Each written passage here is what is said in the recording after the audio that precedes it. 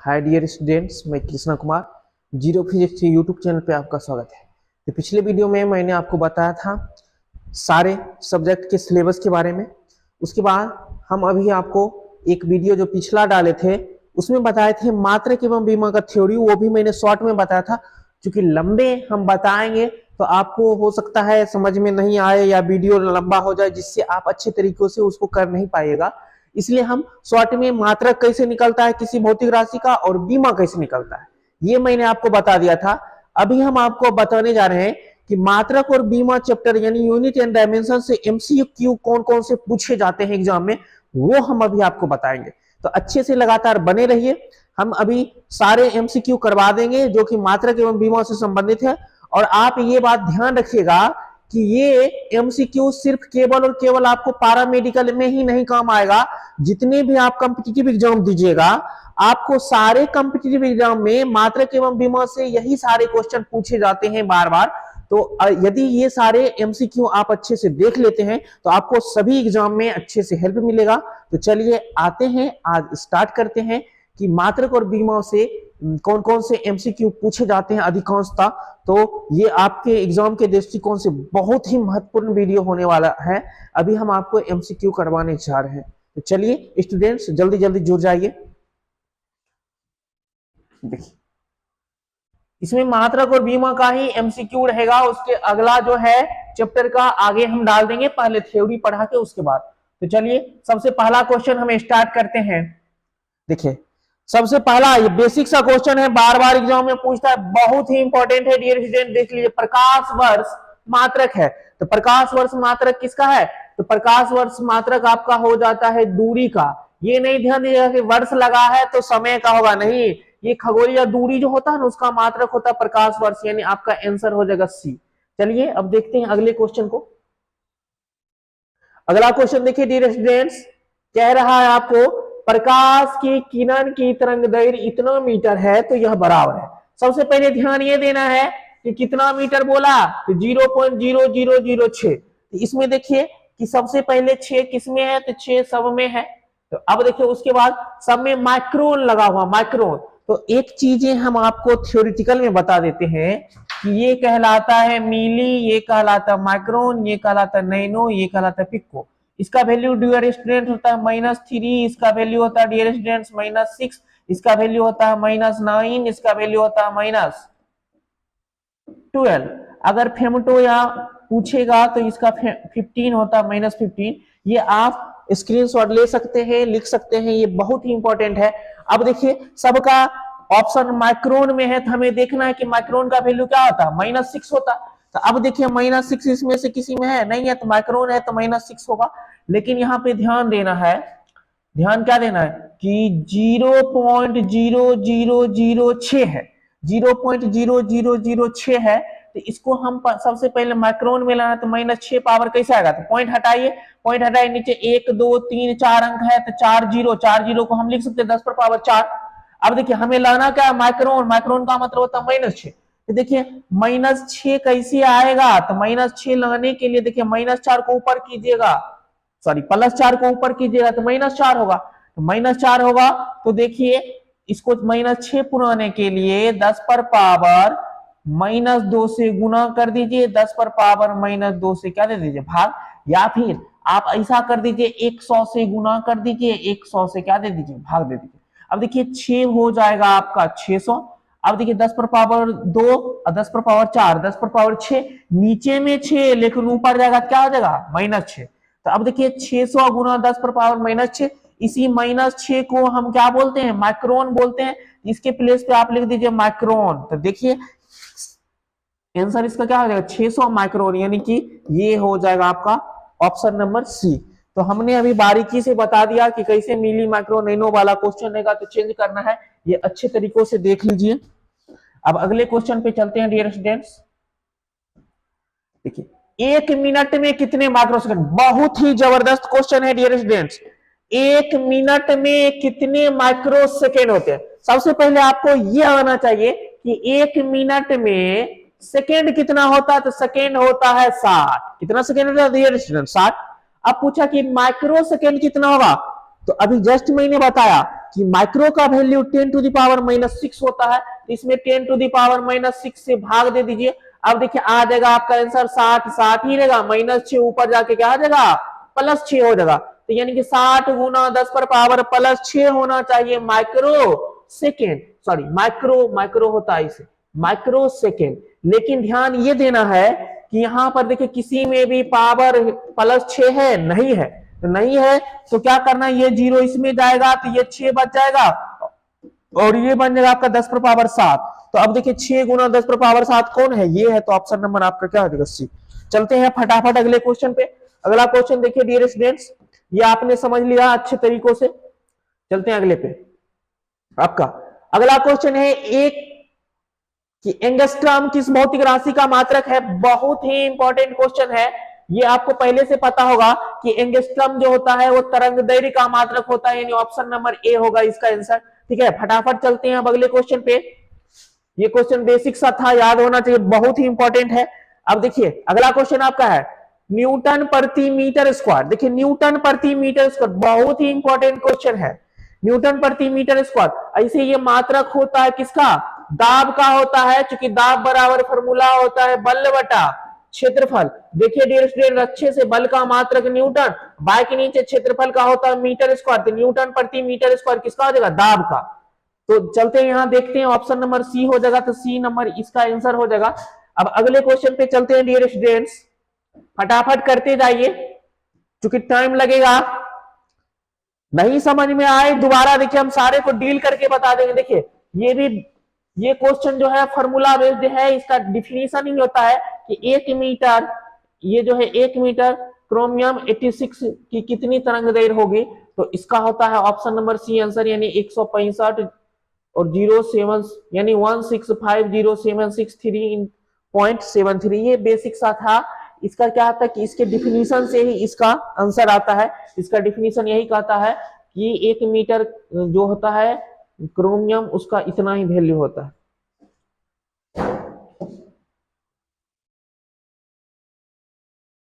देखिए अब इसका जस्ट अगला क्वेश्चन बहुत ही इंपॉर्टेंट है डियर स्टूडेंट्स।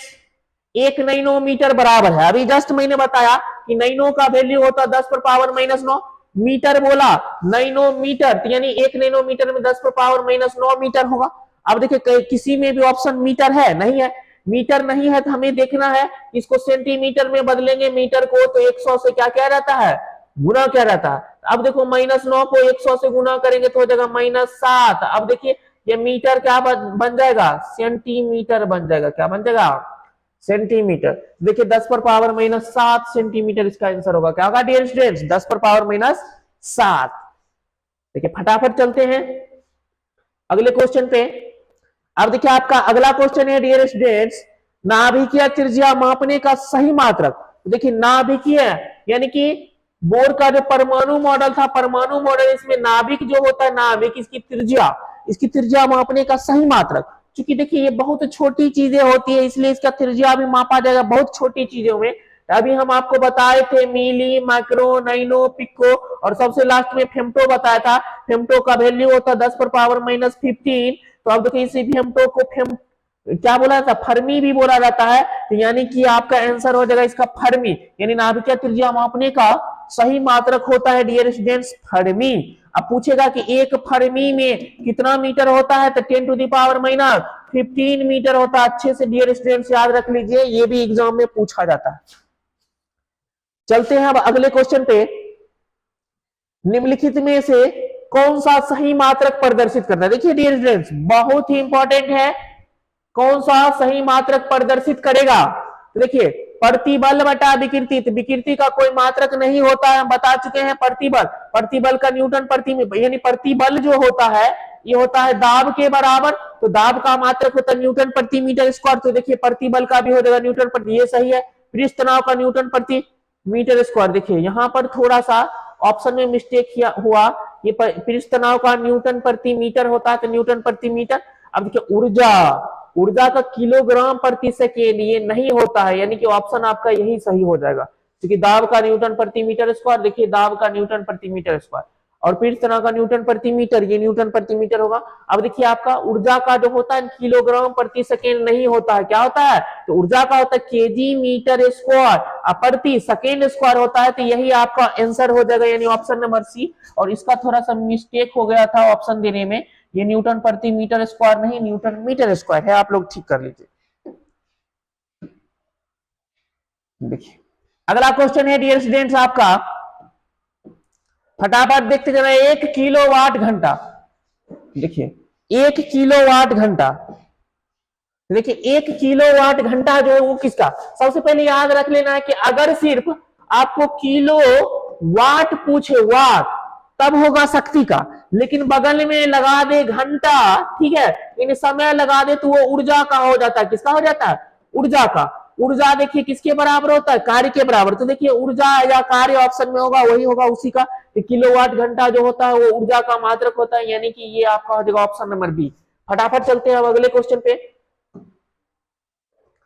चुंबकीय फ्लक्स का मात्रक, देखिए चुंबकीय फ्लक्स वेबर जो होता है वो कैसा मात्रक है, तो चुंबकीय फ्लक्स का मात्रक वेबर जो होता है वो एसआई मात्रक है, यानी ऑप्शन नंबर सी हो जाएगा आपका आंसर। चलते हैं फटाफट अगले क्वेश्चन पे। देखिए लंबाई एवं बल, लंबाई एवं बल की इकाई 4 गुनी बढ़ती है तो ऊर्जा की इकाई, तो ऊर्जा की इकाई कितनी बढ़ेगी। तो यानी कि ध्यान यहां पे ये देना है आपको कि अगर किसी भी चीजें की लंबाई और बल, ठीक है, 4 गुनी बढ़ाती है तो ऊर्जा क्या होगी। सबसे पहले आपको ध्यान देना है कि ऊर्जा जो होती है ना डियर स्टूडेंट्स, अभी जस्ट मैंने बताया, वो कार्य के बराबर होती है, और कार्य बराबर सूत्र होता है बल गुना विस्थापन। विस्थापन यहां पर नहीं बोला है, लंबाई बोला है, तो लिख दीजिए लंबाई। अब देखिए यहाँ पे कार्य को वर्क कहते हैं, या ऊर्जा को आप वर्क बोल दीजिए। अब देखिए बल, बल को एफ बोल दीजिए, लंबाई को क्या बोल दीजिए, एल बोल दीजिए। अब देखिए इसको दोनों को 4 गुनी कीजिएगा तो W बराबर एफ इंटू एल तो रहेगा ही, डिजिट को डिजिट से गुना कर दीजिए, 4 चौक हो जाएगा 16, यानी कि कितनी गुनी हो जाएगी, 16 गुनी। यानी कि इसका आंसर आपका हो जाएगा 16 गुनी बढ़ेगी, यानी दोनों को 4 गुनी कर देंगे तो 16 गुनी बढ़ जाएगी उसका क्या, ऊर्जा। अब चलते हैं अगले क्वेश्चन पे। अगला क्वेश्चन डियर स्टूडेंट्स आपका है एल बाय आर। तो सबसे पहले ये समझना होगा कि ये एल बाय आर है क्या। तो ये एल बाय आर जो है समय नियतांक है, क्या है डियर स्टूडेंट्स, समय नियतांक। थ्योरी में अच्छे से पढ़िएगा कि ये समय नियतांक होता है। तो जब समय नियतांक है तो समय का मात्रक क्या होता है, सेकेंड होता है। तो इसका आंसर क्या हो जाएगा आपका, ऑप्शन नंबर हो जाएगा ए, यानी कि सेकेंड। चलते हैं अब अगले क्वेश्चन पे।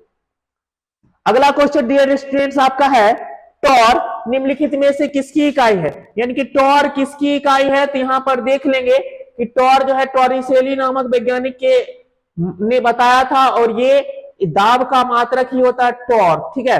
तो याद रखिएगा कि टॉर्क भी दाब का ही मात्रक होता है। अगले क्वेश्चन पे चलते हैं। क्यूरी किसकी है, बहुत ही जबरदस्त क्वेश्चन है डियर स्टूडेंट्स। क्यूरी किसकी इकाई होती है, तो देख लेते हैं कि क्यूरी किसकी इकाई होती है। तो क्यूरी इकाई आपका होती है रेडियो सक्रियता की, किसकी इकाई होती है, तो रेडियो सक्रियता की होती है। तो यहाँ पे गामा आ गया है, ठीक है, तो याद रखिएगा ये रेडियो सक्रियता की इकाई होती है। आगे देखते हैं। 0 डिग्री सी तापक्रम का मान केल्विन में, 0 डिग्री सी तापक्रम का मान केल्विन पैमाने पर कितना होगा। तो आप ध्यान दीजिए कि अगर डिग्री सी रहता है तो उसको सेल्सियस को केल्विन में चेंज करने के लिए क्या किया जाता है, 273 ऐड किया जाता है। तो ये नॉर्मल चीजें हैं, 273 यानी होना चाहिए 273, लेकिन रियल में एक्चुअल जो वैल्यू होता है डियर स्टूडेंट 273.15 होता है। तो देखिए 273.15 वाला ऑप्शन होगा, एक्चुअल वैल्यू यही होता है 273, हम उसके अप्रोक्स में मानते हैं। तो यहां पर आपका ऑप्शन हो जाएगा ये 273.15। चलते हैं अब अगले क्वेश्चन पे।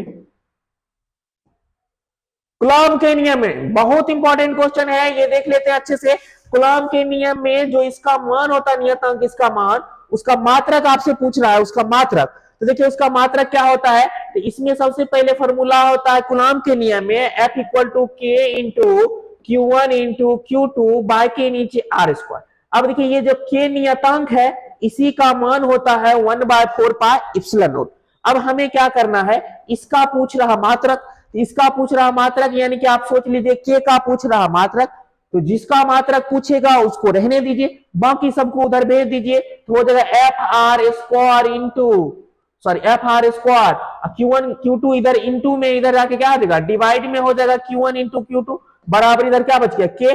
अब देखिए इसका मात्रक वही होगा जो इसके सूत्र का मात्रक होगा, ये के किसके बराबर है तो इसके बराबर। अब देखिए बल का मात्रक होता है न्यूटन, तो लिखिए newton into R square, R मतलब दूरी, दूरी का मात्रक मीटर स्क्वायर प्रति Q1 इंटू Q2, तो Q का मात्रक कूलम और फिर Q का मात्रक कूलम, तो यानी कूलम इंटू कूलम क्या हो जाएगा कूलम स्क्वायर। अब देखिए इस टाइप का मात्रक तो कोई है नहीं, अब क्या है कि सबको ऊपर भेज दिया है, तो ऊपर भेजने के बाद देखिए न्यूटन तो न्यूटन ही रहेगा, मीटर स्क्वायर ही रहेगा, कूलम स्क्वायर नीचे से ऊपर जाएगा तो कूलम पे पावर क्या आ जाएगा -2, तो देखिए कूलम पर पावर -2 न्यूटन मीटर स्क्वायर यानी coulomb inverse square newton metre square, यानी ऑप्शन नंबर इसका क्या आ जाएगा ये ए। तो देखिए जो क्वेश्चन हमें लगता है कि आपको अच्छी तरीके से समझा देना चाहिए बारीकी से, तो वो हम बता देंगे अच्छी तरीकों से। देखिए ये मैंने बता दिया जिस तरीके से, कुछ क्वेश्चन बहुत ही लंबा प्रोसेस में जाएगा, उसको बताने लगे तो वीडियो बहुत लंबा हो जाएगा, तो कुछ चीजें आप लोग खुद ध्यान में रखिए।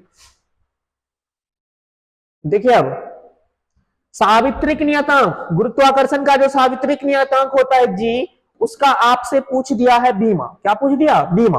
तो अब देखते हैं इसको क्या करते हैं कि जी का बीमा लिखने के लिए इसका सूत्र आना चाहिए, तो इसका बपौती अपना कोई सूत्र नहीं होता है, एक फॉर्मूला न्यूटन के गुरुत्वाकर्षण नियम का होता है, F equal to G m1 into m2 बाकी नीचे आर स्क्वायर। यहां से हम क्या करेंगे, m द्रव्यमान है, r दूरी है, F बल है और जी नियतांक है जिसका बीमा आपसे पूछा।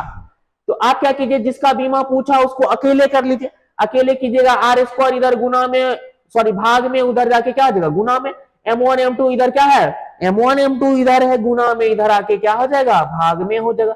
अब जी का आपको बीमा चाहिए, इस सब का बीमा लिख दीजिए, जी का बीमा आ जाएगा। अब देखिए बल है, तो बल का बीमा आपको पहले से पता है एम एल टी पर पावर -2 इंटू दूरी, दूरी का क्या होता है लंबाई, स्क्वायर है तो स्क्वायर दे दीजिए, बाई के नीचे द्रव्यमान का क्या होता है मास यानी एम, एक द्रव्यमान और है तो एक एम और होगा तो यानी एम स्क्वायर, एक एम से एक एम काट दीजिए, एम टू दी पावर 1 ऊपर जाके क्या हो जाएगा एम पर इनवर्स, उसके बाद देखिए एल पर पावर 1 और 2 एल क्यूब हो जाएगा, और टी पर पावर -2 है तो -2 रहने दीजिए। अब देखिए यही होगा बीमा, तो आप मैच करवा के देख लीजिए, M inverse L T Q L पर L cube T inverse square, यानी कि आपका ऑप्शन नंबर क्या हो गया dear students, option number B. तो हमें लगता है आप बारीकी से समझ गए होंगे। चलते हैं अब अगले क्वेश्चन पे,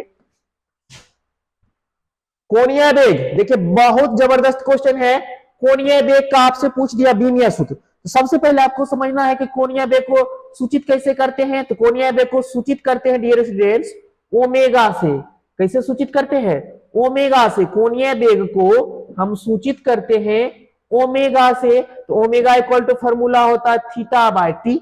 अब देखिए थीटा कौन है, इसका ना तो बीमा होता ही नहीं है।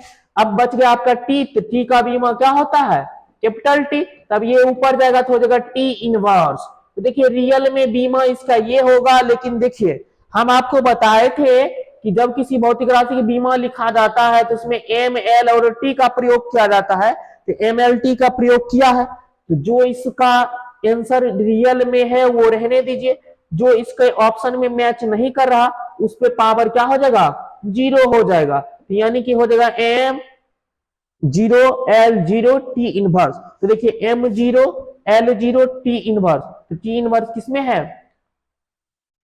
M0 L0 T inverse. तो यानी कि देखिए यहाँ पर ऑप्शन नंबर यहाँ पे माइनस देना छूट चुका है, यानी ऑप्शन नंबर आपका क्या हो जाएगा ऑप्शन नंबर आपका हो जाएगा, देखिए यहाँ पे माइनस होगा टी इनवर्स, ठीक है, तो ऑप्शन नंबर आपका सी हो जाएगा। यानी कि टाइप करने में थोड़ी बहुत मिस्टेक हो जाती है, ठीक है, तो आप लोग ठीक कर लीजिएगा, यही होगा। हम तो देखिए डायरेक्ट आपको फॉर्मूला से ला दिए हैं, ठीक है।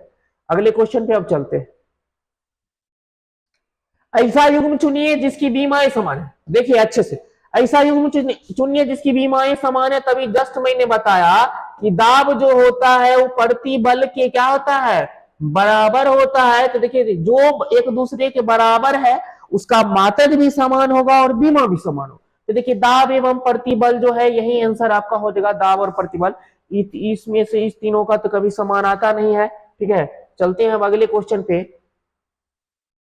उष्मीय चालकता गुणांक। ध्यान देना अच्छे से डियर स्टूडेंट्स, उष्मीय चालकता गुणांक जो होता है इसका क्या होगा, बीमा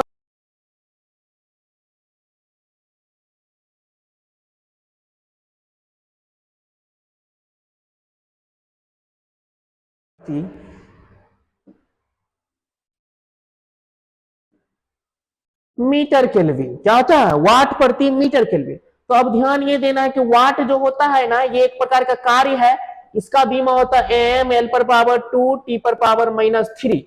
अब देखिए बाय के नीचे मीटर है, मीटर का हो जाएगा एल यानी लंबाई, बचा केल्विन, केल्विन का थीटा होता है। तो अब देखिए एक एल से एक एल जाएगा तो बच गया आपका एम एल टी पर पावर -3 और थीटा पे पावर 1 ऊपर जाके हो जाएगा थीटा इनवर्स। तो देखिए यही आपका बीमा हो जाएगा dear students, M L T पर पावर -3 और थीटा इनवर्स। तो देखिए कहां पर है, M L T inverse cube और थीटा इनवर्स, यानी ऑप्शन नंबर बी आपका हो जाएगा आंसर। चलते हैं अगले क्वेश्चन पे। अब देखिए ये सारे क्वेश्चन जितना भी हम करवा रहे हैं, आपका पारा मेडिकल, आईटीआई हो या पॉलिटेक्निक हो या अदर कोई एग्जाम हो, सबके लिए बहुत ही महत्वपूर्ण है। अब देखिए एक तरंग का समीकरण दे दिया, उसके बाद पूछ रहा है कि ओमेगा अगर कोणीय वेग तथा बी रेखीय वेग हो तो के की बीमा क्या होगी। इसका बीमा निकालने के लिए जब कोई समीकरण के रूप में दिया रहे तो जो हल होता है घातीय सिद्धांत के अनुसार, तो उसको पहले 0 के बराबर कर दिए, ये ब्रैकेट वाली बातें। तो यानी कि आपका आ जाएगा एक्स बाय बी माइनस के इक्वल टू 0। तो यहां से आपका के इक्वल टू बन जाएगा एक्स बाय भी। अब देखिए क्या हो जाएगा, एक्स है यहाँ पे दूरी, तो दूरी का क्या होता है लंबाई बीमा एल, और भी मतलब वेग, तो वेग का होता है एल टी इनवर्स। अब देखिए एल से एल कर देगा टी इनवर्स, ऊपर जाके क्या आ जाएगा सिर्फ टी, ऊपर जाके क्या आ जाएगा टी इनवर्स, नीचे में ऊपर जाके सिर्फ टी। तो सिर्फ टी देखिए कौन है, सिर्फ टी ये है, यानी ऑप्शन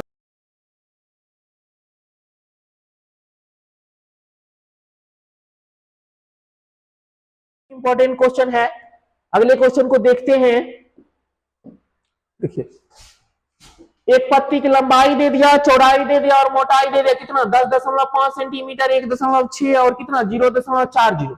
अब बोल रहा है कि इसका आयतन क्या होगा, तो आयतन इंटू क्या होता है, आयतन का फॉर्मूला आप लोग पहले से जानते हैं, एल बी एच। ठीक है, तो अब देख लेते हैं लंबाई कितना दे रखा, 10.5, चौड़ाई कितना 1.6 गुना, उसके बाद क्या दे दिया 0.40। जब इस सब को गुना कीजिएगा डियर स्टूडेंट, आपका आ जाएगा 6 दशमलव कुछ आएगा 72, ऐसे करके आएगा। तो देखिए 6.7 वाला जो ऑप्शन है यही आपका आंसर हो जाएगा, गुना करके देख लीजिएगा उसी के आसपास आएगा लगभग। ठीक है, तो यानी कि 6.7 सेंटीमीटर क्यूब, चूंकि सेंटीमीटर में दिया था इसलिए सेंटीमीटर क्या होगा क्यूब होगा।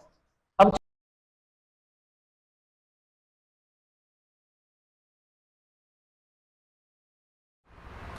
देखिए डियर स्टूडेंट आपका अगला क्वेश्चन,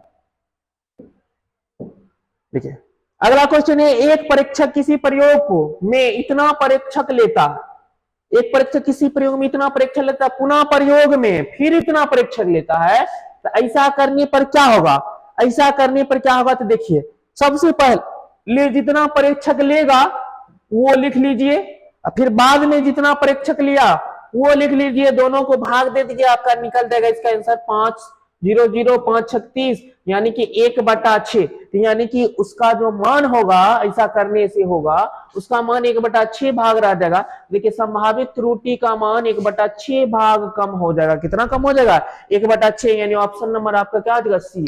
बस सबसे पहले ध्यान देना है जो कम परीक्षक है उसमें ज्यादा परीक्षक से भाग दे देना है, जो आंसर आएगा वही आपका ऑप्शन। देखिए अगले क्वेश्चन, देखिए अगला क्वेश्चन अच्छे तरीकों से देखिए, बोल रहा है आपको कि यदि वेग, देखिए वेग भी त्वरण और बल एफ है तो मूल राशि में कोणीय संवेग भी ए तथा एफ के पदों में। देखिए इसका जो कोणीय संवेग का आपको फॉर्मूला आना चाहिए, L equal to M B R होता है। ठीक है, उसके हिसाब से चलिएगा, बहुत लंबा खिंचाएगा, आप इसको सॉल्व कीजिएगा तो आपको ये ऑप्शन नंबर बी आ जाएगा एफ भी क्यू ए स्क्वायर। ठीक है, ए इनवर्स स्क्वायर, तो ये ऑप्शन हो जाता है एफ बी और एल की। उसको अच्छे से तोड़िएगा तो लंबा समय लेगा, इसलिए हमने फटाफट ऑप्शन बता दिया, आप अच्छे से लिख लीजिए। देखते हैं अगला क्वेश्चन, किसी संख्या दे दिया एक इतना और एक इतना, इसके संगत सार्थक अंक। देखिए सार्थक अंक वाला क्वेश्चन निश्चित रूप से पूछता है, आप बारीकी से देख लीजिए इसको। सार्थक अंक वाला क्वेश्चन जब भी पूछे तो आप क्या कीजिए, अगर अशून्य पद कोई है, अगर उसके बीच में जीरो आया तो वो काउंट होगा। अगर इसके आगे कोई अशून्य पद नहीं है, तो अगर आगे में जीरो है बाद में शून्य अशून्य पद है, तो ये वाला जीरो काउंट नहीं होगा। तो देखिए इसमें कितना पद है, तो 2 2 3 5 यानी 5 पद। तो सबसे पहले देखिए ऑप्शन आगे में 5 किसमें है, आगे में 5 इस तीनों में है, तो ये ऑप्शन पहले ही गलत होगा। अब देखिए आ रहा है आगे अगला जो पॉइंट है, इसमें ये सब तो ऑप्शन गिनती होगा नहीं, यानी कि क्या होता है कि जीरो को काउंट नहीं किया जाता। अब क्या होगा एक, तो अब देखिए 5 के बाद एक किसमें है, इस दोनों में है, तो ये ऑप्शन ऐसे ही गया। अब देखिए यहाँ पे जो घात के रूप में 10 के घात के रूप में रहता है, इसको काउंटिंग नहीं किया जाता, काउंटिंग सिर्फ डिजिटल वैल्यू को। इसमें 1 और 2 अंक है, तो देखिए 5 के बाद 1 1 के बाद 2 किसमें आया है, तो इसमें आया है, तो यानी कि यही आपका ऑप्शन नंबर क्या आ जाएगा, बी। सिर्फ अंक गिन लेना है, 5 अंक, ये 1 अंक वैल्यू होगा इसका वैल्यूएबल, और इसका 2 अंक वैल्यूएबल होगा, तो सबको मिलाइएगा तो वो ऑप्शन आपका आ जाएगा बी। चलते हैं अगले क्वेश्चन पे। सार्थक अंक वाला क्वेश्चन डियर स्टूडेंट बहुत पूछता है, ध्यान दीजिएगा, निश्चित रूप से सारे एग्जाम में एक क्वेश्चन वो पूछ लेता है। अगला क्वेश्चन आपका है, यदि गोले की त्रिज्या के मापन में त्रुटि 2% है, तो गोले के आयतन को मापन करने के लिए त्रुटि होगी। तो आयतन जब भी इस टाइप का पूछा ना, तो सबसे पहले गोला का आयतन पूछा, तो उसका फॉर्मूला होता 4/3 पाई आर क्यू। क्या होता है, 4/3 पाई आर क्यू। तो ऊपर वाले को आप छोड़ दिया कीजिए, नीचे में जो आया ना 3, अब देखिए जितना परसेंट त्रुटि बोला उसको उससे गुना कर दीजिए, 3 गुना 2%, यानी कि हो जाएगा आपका 6% डियर स्टूडेंट्स। तो यानी कि इसका आंसर क्या होगा, 6%। चलते हैं अब अगले क्वेश्चन पे। आपका देखिए बहुत ही जबरदस्त क्वेश्चन है, अच्छे से देख लीजिए, इसको भी हम तरीके से बता देंगे कि एक सरल लोलक की लंबाई और आवर्तकाल के मापन का प्रतिशत की त्रुटि दे दिया 1% तथा 2% है, तो गुरुत्वीय त्वरण के मापन में अधिकतम त्रुटि कितना होगा। सबसे पहले सरल लोलक आवर्तकाल का फॉर्मूला होता है 2 pi into root under L by g. अब देखिए हमें इसका त्रुटि पूछा है, तो क्या कर दे रहा है, सबसे पहले कि सारी चीजें को छोड़िए, सबसे पहले जितना प्रतिशत की त्रुटि बोला 1% बोला, तो पहले 1 लिख लीजिए, उसके बाद 2% बोला, उसके बाद जब भी बात बोला उसमें जोड़िए, कितना प्रतिशत बोला, 2%। तो ध्यान ये देना है कि हम अभी भी बोले कि जो डिजिटल वैल्यू है उसको छोड़ दीजिए, तो क्या बचा, तो 2 बचा, डिजिटल वैल्यू बचा 2, और कितना प्रतिशत घटा यानी त्रुटि हुआ, तो 2%। तो 2 को 2% से फिर गुना कर दीजिए, 1% ये पहले था, और ये पाई बचा, पाई वाला जो 2 है उससे गुना कर दीजिए, तो 2 दूनी 4 1 5%, इसका क्या हो जाएगा, आंसर हो जाएगा। फटाफट मारिए तरीके से, देखिए अब ऑप्शन नंबर सी। अगले क्वेश्चन पे चलते हैं। देखिए अगला क्वेश्चन बेसिक सा है, इसमें ज्यादा सॉल्व करने वाली है नहीं कुछ बातें, सीधा याद रखना। चुंबकीय फ्लक्स जो है उसका मात्रक क्या होता है, तो उसका मात्रक वेबर होता है डियर स्टूडेंट्स। तो चलते हैं अगले क्वेश्चन पे, इसका ऑप्शन नंबर बी हो जाएगा। फटाफट चलते हैं अगले क्वेश्चन पे। अगला क्वेश्चन देखिए फटाफट। अगला क्वेश्चन बोल रहा है यदि सी व आर धारिता, ठीक है, धारिता एवं, देखिए यहाँ पे एवं होगा, एवं प्रतिरोध हो, सी व आर क्रमशः धारिता एवं प्रतिरोध हो, तो आर और सी की बीमा, आर और सी यानी कि प्रतिरोध और धारिता दोनों की बीमा क्या होगा, इसको सबसे पहले देख लेते हैं। प्रतिरोध और क्या, धारिता इनटू धारिता, इसका हमें क्या पूछा, इस दोनों का बीमा पूछा, दोनों के बीमा का गुणनफल। तो पहले आराम से देख लीजिए, प्रतिरोध के लिए एक फॉर्मूला आप पहले तैयार कर लीजिए, V इक्वल टू होता है IR। अब यहां से R निकालिएगा तो धारा बटा क्या हो जाएगा, सॉरी विभवांतर बटा क्या हो जाएगा, धारा। तो इसको लिखते हैं विभवांतर बटा धारा, ये होगा किसका, प्रतिरोध का, गुना धारिता। तो धारिता देखिए एक फॉर्मूला बताते हैं, संधारित्र में पढ़ लीजिएगा, Q बराबर फॉर्मूला होता है C भी, यहां से C बराबर आता है Q बटा V। तो अब देखिए Q को आवेश कहते हैं, V को विभवांतर कहते हैं। ऊपर में लिखिए आवेश बटा के नीचे लिखिए विभवांतर। अब देखिए विभवांतर से विभवांतर कैंसिल, बच गया ऊपर में आवेश और नीचे में धारा। तो देखिए आवेश का बीमा हम बता चुके हैं पहले ही, या तो AT होता है या तो IT। तो देखिए यहाँ पे कहीं एटी आईटी यूज हुआ, नहीं यूज हुआ, इसका मतलब कुछ कटेगा।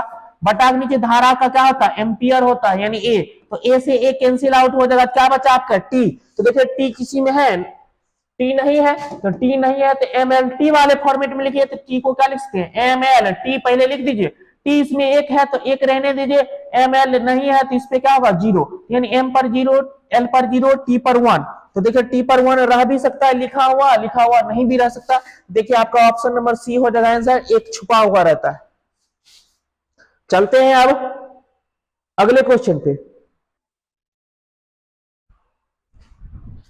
देखिए हम बहुत सारे बीमा का ऐसा मैं डाल दिए थे, उसमें देख लीजिएगा आप। देखिए पलांग नियतांक, पलांग नियतांक का बीमा वही होता है जो निम्नलिखित का होता है। तो पलांग नियतांक जो होता है उसको एच से सूचित करते हैं, H, H equal to formula. देखिए क्या हम लाए थे, तो उस पर पहले ध्यान नहीं देना, पहले ध्यान देना ये फॉर्मूला आता कैसे, आता ऐसे E equal to H into nu, ठीक है, एच इंटू न्यू। अब एच जो होता है इसको बोलते हैं प्लांक नियतांक, और इसका जो मात्रक होता है जूल इंटू सेकेंड होता है। तो जूल देखिए किसका होता है, जूल होता है ऊर्जा का। ऊर्जा को हम दूसरे शब्दों में कार्य भी बोल सकते हैं, क्या बोल सकते हैं, कार्य। बगल में सेकेंड, सेकेंड का क्या होता है, समय, कार्य गुना समय। अब इसको देखिए कार्य गुना समय तो कहीं है नहीं, अब इसको क्या करते हैं, कार्य को हम लिख सकते हैं बल गुना विस्थापन गुना समय। तो देखिए अब बल गुना समय जो है ये कहला जाता है आपका संवेग, ठीक है। अब देखिए यहां पे लग गया क्या, विस्थापन, यानी कि दोनों मिला के, यानी कि कार्य गुना समय जो है, इसको अगर हम करते हैं कि बीमा के टाइप में पूछा तो पहले बीमा के टाइप में हम निकालते, देखिए बीमा के टाइप में ही निकालते। जूल इंटू क्या होता है सेकेंड, जूल का होता है एम एल पर पावर 2 टी पर पावर -2 इंटू समय, समय का क्या होता है, समय का बीमा होता है टी। तो अब देखिए हम क्या लिख देंगे, टी लिख देंगे, तो एम को एम रहने देंगे, एल स्क्वायर है तो एल स्क्वायर रहने देंगे, टी पर पावर एक, ये घट के हो जाएगा टी पर पावर -1, टी पर पावर क्या हो जाएगा -1। अब देखिए इसमें से ये किसी की बीमा होती नहीं है, अब थोड़ा सा क्या कर देंगे, इसको तोड़ देंगे, एम एल टी इनवर्स लिख दीजिए इंटू क्या लिख दीजिए एल।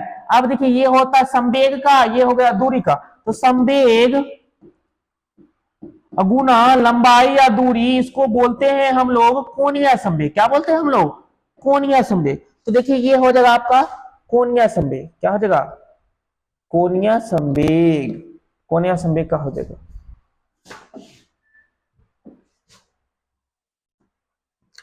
चलते हैं अगले क्वेश्चन पे डियर स्टूडेंट्स।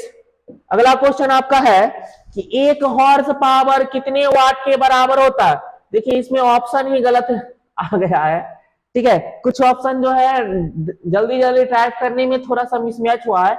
एक हॉर्स पावर में कितने वाट होते हैं, तो 746 वाट होता है डियर स्टूडेंट। कितने वाट होते हैं, 746। देखिए ऑप्शन इसका दूसरे का आ गया है, इसका 746 होगा, 746 वाट। अगले क्वेश्चन पे चलते हैं डियर स्टूडेंट्स। अगला क्वेश्चन है कि एक माइक्रोन बराबर है, देखिए माइक्रोन, जो पीछा माइक्रोन, तो माइक्रोन को लिखना है, माइक्रोन का वैल्यू 10 पर पावर -6 होता है। अब देखिए इसमें 10 पर पावर -6 कहीं पे है, नहीं है। अब ध्यान ये देना कि सबका मिली में आंसर है, तो मिली का मान होता है 10 पर पावर -3, 10 पर पावर -3। तो अब देखिए अगर सब में मिली लगा है तो -3 तो पहले ये खुद है। अब इसको -6 पूरा करने के लिए क्या करना पड़ेगा, तो -3 से गुना करना पड़ेगा। -3 से गुना करेंगे तो देखिए किसी में ऊपर में तो -3 है नहीं, यही 10 पर पावर -3 नीचे भेजेंगे तो यही 1000 हो जाएगा। तो देखिए बटा के नीचे जिसमें 1000 है वही होगा आंसर, यानी 1/10 मिलीमीटर, तो यही आपका हो जाएगा आंसर। चलते हैं अब अगले क्वेश्चन पे। निम्नलिखित में से कौन सी एक उष्मा की इकाई नहीं है, निम्न में कौन उष्मा का एक इकाई नहीं है, तो उष्मा जो होता है ना, उष्मा एक प्रकार की ऊर्जा है, और देखिए इसका कैलोरी, किलो कैलोरी और किलो जूल, ये सारा जो है उष्मा का इकाई है, लेकिन पूछा है उष्मा का इकाई नहीं है, तो नहीं है में हो जाएगा आपका वाट, क्या हो जाएगा, वाट हो जाएगा, वाट हो जाएगा, यहाँ वाट होगा, वाट। चलते हैं अगले क्वेश्चन पे। देखिए एक माइक्रोन लंबाई प्रदर्शित करता है, 1 माइक्रोन लंबाई प्रदर्शित, माइक्रोन का मतलब हमने अभी जस्ट बताया था, तो माइक्रोन का मतलब होता है 10 पर पावर माइनस कितना 6, तो -6 तो किसी में है नहीं, है -6 है, लेकिन -6 मीटर होगा, 1 माइक्रोमीटर में -6 मीटर होता है, लेकिन यहाँ सेंटीमीटर है, तो ये तो ऑप्शन होगा नहीं। अब मीटर को सेंटीमीटर में बदलने के लिए क्या करते हैं, 100 से गुना करते हैं, तो गुना करेंगे तो 100 हो जाएगा 10 पर पावर -6 गुना 100 को लिख सकते हैं +2, तो देखिए 6 में से 2 घट जाएगा, तो यहाँ पे बचेगा -4, तो यानी कि 10 पर पावर -4 सेंटीमीटर, यानी ऑप्शन नंबर आपका क्या हो जाएगा डियर स्टूडेंट्स, बी। तो फटाफट लगाइए ऑप्शन नंबर बी। चलते हैं अब अगले क्वेश्चन में। देखिए एक क्वेश्चन है, एक तेल का जो एक बैरल है, बैरल में कितना लीटर आता है, तो ये बहुत ही जबरदस्त क्वेश्चन है कि एक बैरल में 159 लीटर होता है। बेसिक सा क्वेश्चन, ये याद रखना पड़ेगा कि एक बैरल में 159 लीटर होता है। चलते हैं अब अगले क्वेश्चन पे। अगला क्वेश्चन आपका है कि निम्नलिखित में ऐसा यूनिट जो होता है उसमें कौन सुमेलित नहीं है, तो देखिए कौन सुमेलित नहीं है, देखिए कार्य का मात्रक जूल होता है, ये सही है, बल का मात्रक न्यूटन, ये भी सही है, द्रव्यमान का मात्रक केजी, ये भी सही है। अब देखिए बच गया दाब का मात्रक डाइन, देखिए ये गलत है, यानी सुमेलित कौन नहीं है, तो ये ऑप्शन नंबर आपका क्या जाएगा डी, क्योंकि दाब का मात्रक हम बता चुके हैं डियर स्टूडेंट पास्कल होता है। अब यहां पर लेकिन डाइन लिख दिया है, तो ये क्या होगा, गलत होगा, यानी ऑप्शन के हिसाब से ये सही है। देखिए अब क्या बोला, निम्न में कौन सा सुमेलित नहीं, फिर से पूछा सुमेलित नहीं है, तो ध्यान दीजिए ये नंबर क्या बोला, डेसिबल, डेसिबल ध्वनि की प्रबलता की इकाई है, ये सही है मिला हुआ। अश्वशक्ति, शक्ति की इकाई होता है, ये भी सही मिला हुआ है। समुद्री मील, नौ संचालन की दूरी की इकाई होती है, ये भी सही मिला हुआ है। अब बच गया क्या, सेल्सियस, सेल्सियस जो होता है उष्मा की इकाई होती है, नहीं, सेल्सियस किसकी इकाई होती है, तो सेल्सियस होती है ताप की, किसकी होती है डियर, ताप की। उष्मा का जो होता है आपका एक प्रकार की ऊर्जा है, इसका होना चाहिए क्या, ऊर्जा का मात्रक जो होता है कैलोरी, किलो कैलोरी, यही सब होगा। अब देखिए उसके हिसाब से ये सेल्सियस, सेल्सियस ताप का होता है, यानी ये सुमेलित है नहीं है, तो ऑप्शन नंबर यही हो जाएगा आपका डी। चलते हैं अब अगले क्वेश्चन पे। अगला क्वेश्चन आपका डियर स्टूडेंट्स है, एक पारसिक तारों संबंधित दूरियां मापने का मात्रक है, पारसिक जो है वो कितने प्रकाश वर्ष के बराबर होता है, तो होता है देखिए 3.2616, यानी 3.2616, यानी इतने प्रकाश वर्ष के बराबर होता है पारसिक। तो बहुत ही जबरदस्त क्वेश्चन है, बार बार एग्जाम में पूछता है, अच्छे तरीके से कर लीजिए। चलते हैं अब अगले क्वेश्चन पे। अगला आपका क्वेश्चन है कि डॉब्सन इकाई का प्रयोग किया जाता है, तो डॉब्सन जो होता है एक यूनिट है, इसको किसको मापने के लिए प्रयोग किया जाता है, तो ओजोन परत का जो मोटाई होता है डियर स्टूडेंट्स, ओजोन परत जो O3 गैस से बनती है, तो यानी कि ओजोन परत की जो मोटाई होती है उसको नापने के लिए प्रयोग किया जाता है डॉब्सन का। चलते हैं अब अगले क्वेश्चन पे। अगला क्वेश्चन आपका डियर स्टूडेंट्स है, 1 नैनोमीटर होता है, देखो बार बार हम बता चुके इस टाइप का क्वेश्चन निश्चित रूप से पूछेगा। नैनोमीटर का मतलब होता है 10 पर पावर -9 मीटर, लेकिन यहाँ ऑप्शन किसमें है, सेंटीमीटर। इसको क्या करेंगे, सेंटीमीटर में चेंज करेंगे, सेंटीमीटर में चेंज करने के लिए 100 से गुना कर दीजिए, 100 से गुना मतलब 10 पर पावर 2, अब घटा दीजिए 10 पर पावर -7 सेंटीमीटर होगा आंसर, 10 पर पावर -7 यानी ऑप्शन नंबर बी। चलते हैं अगले क्वेश्चन पे। अगला क्वेश्चन है आपका, क्यूसेक में क्या नापा जाता है, देखिए बहुत ही इंपॉर्टेंट क्वेश्चन है, क्यूसेक में क्या मापा जाता है, तो क्यूसेक में मापा जाता है जल का बहाव डियर स्टूडेंट, बहाव पूछेगा तो वो होगा आपका क्यूसेक, क्यूसेक जो होता है जल की बहाव की इकाई होती है। चलते हैं अब अगले क्वेश्चन पे डियर स्टूडेंट्स। अगला क्वेश्चन आपका है, निम्न में से दूरी का मात्रक नहीं है, दूरी का मात्रक नहीं है, तो देखिए स्टेरेडियन जो होता है डियर स्टूडेंट्स ये दूरी का मात्रक नहीं है, स्टेरेडियन जो होता है ये ठोस कोण का मात्रक होता है, ठोस कोण या घन कोण का, ये सब दूरी का मात्रक है, लेकिन ये दूरी का मात्रक नहीं है, यानी ऑप्शन नंबर आपका डी हो जाएगा। चलते हैं अब अगले क्वेश्चन पे। अगला क्वेश्चन आपका क्या है, तो वो देख लेते हैं। एक जीवाणु का आकार 1 माइक्रोन है, एक जीवाणु का आकार कितना बोला, 1 माइक्रोन है, 1 मीटर में लंबाई में इसकी संख्या क्या होगी, तो देखिए जब 1 मीटर में पूछा तो सीधा सीधा क्या कर दीजिए, सीधा सीधा 1 लिख दीजिए। अब माइक्रोन बोला तो माइक्रोन का वैल्यू कितना होता है 10 पर पावर -6, 10 पर पावर -6 से 1 मीटर को भाग दे दीजिए। अब देखिए क्या हो जाएगा कि नीचे में -6 ऊपर जाके क्या आ जाएगा +6, यानी 10 पर पावर +6 जो होगा वही आपका आंसर हो जाएगा, यानी ऑप्शन नंबर डी। चलते हैं अगले क्वेश्चन पे।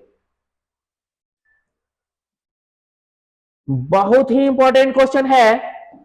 बोला आपको कि बालू के एक कण की त्रिज्या 1.6 गुना 10 पर पावर -4 मीटर, तो इस कण का त्रिज्या एंगस्ट्रम में कितना होगा। तो सबसे पहले याद रखना है कि एक एंगस्ट्रम जो होता है 10 पर पावर -10 मीटर के बराबर होता है। तो 10 पर पावर -10 इसको पुराइए पहले, तो 10 पर पावर -10 लगने के लिए हम क्या करेंगे, इसको क्या करेंगे 1.6 गुना 10 पर पावर -4 को 10 पर पावर -10 लगने के लिए 10 पर पावर -6 से गुना कर दीजिए और 10 पर पावर -6 से क्या दे दीजिए, भाग दे दीजिए। अब देखिए जो ये आपका है ये आ गया एंगस्ट्रम, -6 ऊपर जाके क्या आ जाएगा +6, यानी आपका कुल मिला के आंसर हो जाएगा 1.6 -6 को ऊपर ले जाइए +6 हो जाएगा। ये 10 पर पावर -10 को हम लिख सकते हैं एंगस्ट्रम, यानी हो जाएगा 1.6 गुना 10 पर पावर 6 एंगस्ट्रम। तो देखिए 1.6 गुना 10 पर पावर 6 एंगस्ट्रम, यानी ऑप्शन नंबर आपका ए हो जाएगा आंसर। चलते हैं अब अगले क्वेश्चन पे। आपका अगला क्वेश्चन डियर स्टूडेंट्स है, देखिए हाइड्रोजन परमाणु में इलेक्ट्रॉन नाभिक के चारों ओर 10 पर पावर -6 नैनो सेकेंड में एक चक्कर लगाता है। देखिए 10 पर पावर -6 नैनो सेकेंड, तो इसका मतलब हो गया 10 पर पावर -6 गुना, देखिए नैनो का मतलब 10 पर पावर -9 सेकेंड होता है। तो देखिए दोनों मिला के 10 पर पावर -15 सेकेंड होगा, यानी कोई भी 10 पर पावर -15 सेकेंड में एक चक्कर लगाता है। तो एक चक्कर में लगाए गए संख्या को क्या बोलते हैं, आवृत्ति। तो आवृत्ति बराबर होता है 1 बटा समय, तो 1 बटा समय होता है, तो 1 बटा समय कितना है 10 पर पावर -15 सेकेंड, इसको ऊपर लेके जाएगा तो -15 हो जाएगा +15, यानी 10 पर पावर 15। तो ऑप्शन नंबर देखिए 10 पर पावर 15 जो है वही आंसर हो जाएगा, यानी कि इतना चक्कर लगा। ठीक है, चलते हैं अब अगले क्वेश्चन में। अगला क्वेश्चन है आपका कि 1 माइक्रोन में एंगस्ट्रम की संख्या होगी, 1 माइक्रोन में एंगस्ट्रम की संख्या क्या होगी, यहां पे ध्यान देना 1 माइक्रोन में एंगस्ट्रम। अभी जस्ट मैंने बताया कि 1 एंगस्ट्रम का मतलब होता है 10 पर पावर -10 मीटर, लेकिन यहां बोला माइक्रोन, तो इसको आप माइक्रोन में चेंज कीजिए। तो माइक्रोन का वैल्यू होता है -6, अब बच गया ये कितना -4। अब देखिए ये बचा क्या मीटर, तो अब देखिए ये -6 को क्या बोलते हैं माइक्रोन, तो माइक्रोन इसके बाद जगह पर लिख देंगे तो -4 10 पर पावर -4 माइक्रोमीटर। मीटर तो ऑप्शन में कभी दिया नहीं, तो यानी 10 पर पावर -4 माइक्रोन होगा। तो माइक्रोन की संख्या कितना है 10 पर पावर 4, तो यानी ऑप्शन नंबर आपका क्या आ जाएगा ए। चलते हैं अब अगले क्वेश्चन पे। अगला क्वेश्चन आपका क्या है एंगस्ट्रम। देखिए बहुत इंपॉर्टेंट है, ये शुरू में भी क्वेश्चन था कि एंगस्ट्रम किस भौतिक राशि का मात्रक है। तो एंगस्ट्रम जो मात्रक होता है वो होता है आपका प्रकाश के तरंगदैर्घ्य का। किसका मात्रक होता है, प्रकाश के तरंगदैर्घ्य का होता है मात्रक एंगस्ट्रम। तो अभी क्या करना है कि एंगस्ट्रम किसका मात्रक होता है, तो तरंगदैर्घ्य का मात्रक होता है। बहुत ही जबरदस्त क्वेश्चन था। तो अभी मैंने आपको एमसीक्यू लगभग 50 महीने आपको करवा दिए हैं, ये मात्रक और बीमा से संबंधित है। एक दो क्वेश्चन जिसमें डाउट लगा होगा आप अच्छे से सर्च करके लगा लीजिएगा उसका आंसर। अब देखिए हम अगले वीडियो में आपको गति से संबंधित बताएंगे, पहले थ्योरी उसके बाद आपको बताएंगे उसका एमसीक्यू। तो इतना आप तैयार कर लीजिएगा। तब तक के लिए बाय बाय। चलते हैं अब अगले वीडियो में मिलेंगे जल्द ही।